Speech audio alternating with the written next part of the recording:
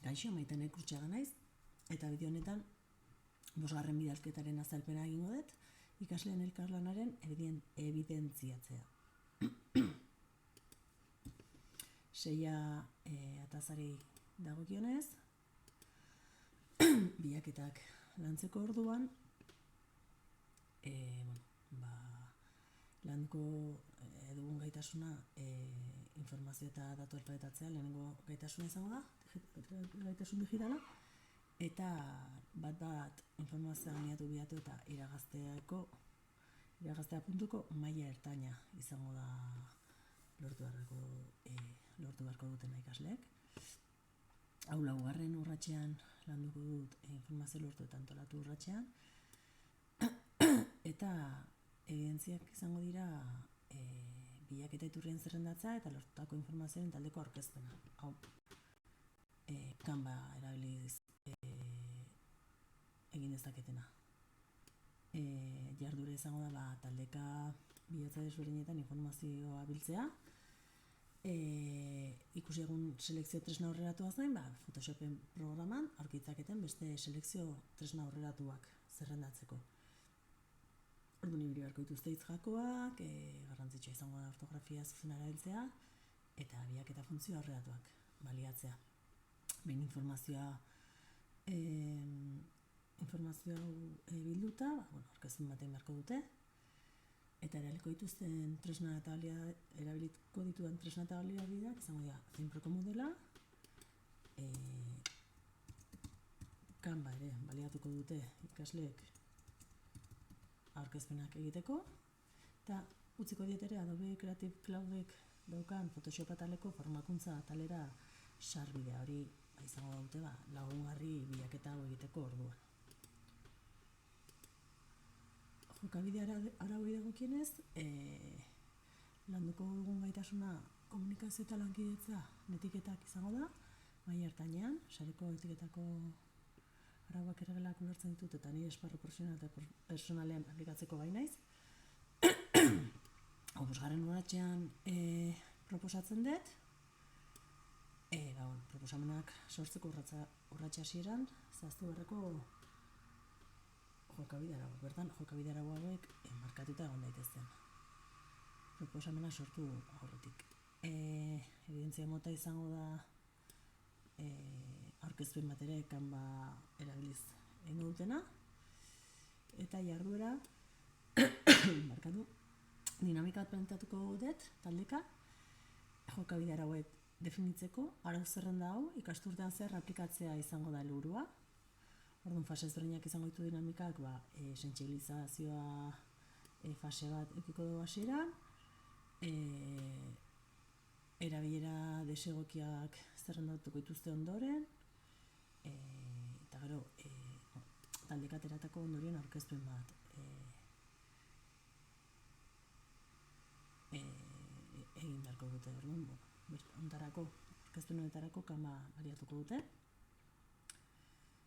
eta gero talde bakoitzako emaitzak alderatuko dituzte, eta gero zuzenenak aukeratu foroaren bitartez. Orduan, sortuko dute azkenean talde osoaren ikaskide guztien artean sortuko dute zerrenda bat, hau moden eskura aukiko dutenak kontsultatu ahal izateko nahi duten guztietan. Orduan, erabiliko ditugun tresna dira Zinproko modela eta bertako foroa, eta aurkezpena egiteko Canva. Eduki digitalei dagokionez, landuko dugun gaitasuna 3. izango da. Markatu. 3 puntu integrazio eta erregitea landuko dugu, eta maila erdainean baita ere. Hau 5. urratsean proposatzen dut, eta ikasle bakoitzak bideo bat egingo du, hori izango da evidentzia. Hontarako pantaila grabatuko dute eta pausoak azaltzen joango dira. Orduan, hemen ikasle bakoitzak azaldu beharko du, bideo bat egin beharko du banaka, laburra, gehienez minutu batekoa, nun erakutsi beharko duten, gai direla, ikusi egun tresna horren erabilera, badakitela nola erabili tresna hori. Horren bideo bat egin beharko dute, azaltzen, pauso jarraitzen dituzten. eta erabiliko dituzten tresna eta baliabideak izango dira Moodlea, zentrokoa dela agora, pantalla grabagailua izan daitekeela Windowseko Game Bar edo Mac baldin badute QuickTime Playerra, eta behar izan ezkero Adobe Premiere. Erronka hau egiten degunerako oinarrizko ezagutzak izaten dituzte ikasleek.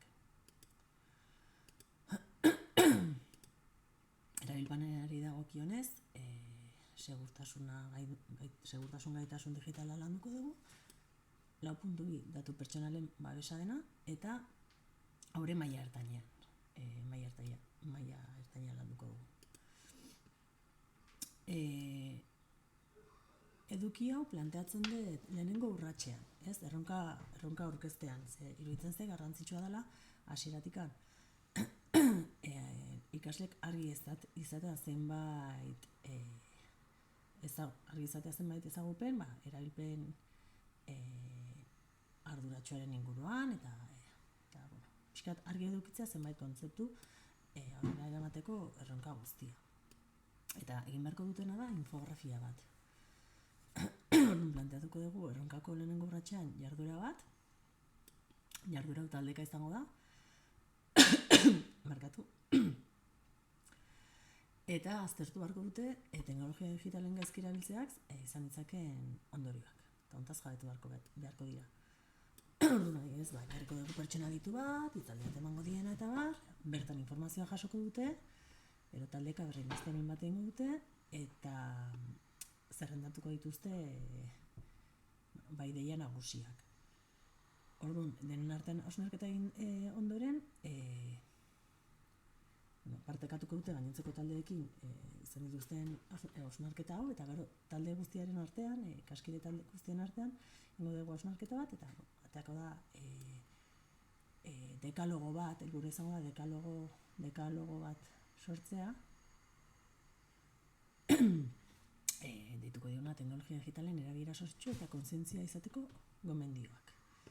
Eta, hau sortuko dute Canva baliatuz, eta protokolo bat markatuko da ere, edo proposatuko da, jarduteko protokoloa. Tresnak izango dira Moodlea eta Canva aurkezpenak egiteko. Eta azkenik ebazpenari dagokionez, azkeneko 5. gaitasun digitala landuko dugu, helburuaren maila ertaina izango da, eta hori lehenengo urratsean. Erronka hasieran planteatuko nuke. Erronka zehar topatuko dituzten arazo teknikoi aurre egiteko informazioa dutela ziurtatzeko. Ebidentzia mota bideo bat izango da.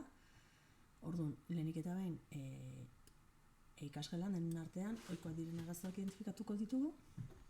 Behin zerrenda bat osatuta taldekide bakoitzak arazo baten inguruan ikerketa egin beharko du, eta irtenbide posiblea pentsatu eta konponbide bat zehaztuko dute, eta gero hau dena bideo batean bilduko dute. Orduan, bideo hauek Moodlean arazo bakoitzaren erantzuna duen bideoa Moodlean partekatuko dira, horrela ikaslek eskurekiko dituzte.